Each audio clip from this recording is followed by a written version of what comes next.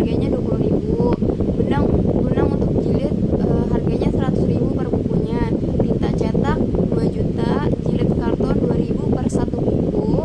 Penggunaan bahan penolong kertas warna 500 perak per buku.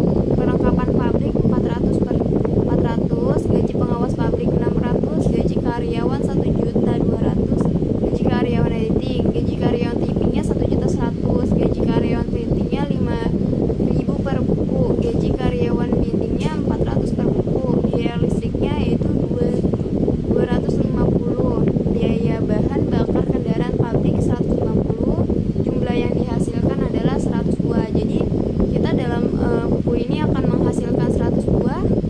Kita hitung berapa yang akan dihabiskan untuk membeli kertasnya 100 buah ini dengan harga berapa, dan persiapannya ini dalam untuk menghasilkan 100 buah ini tersebut. Biaya pemakaian kertasnya 30 rim. Untuk harga per satu rimnya ini 20.000. Jadi 30 rim dikali 20.000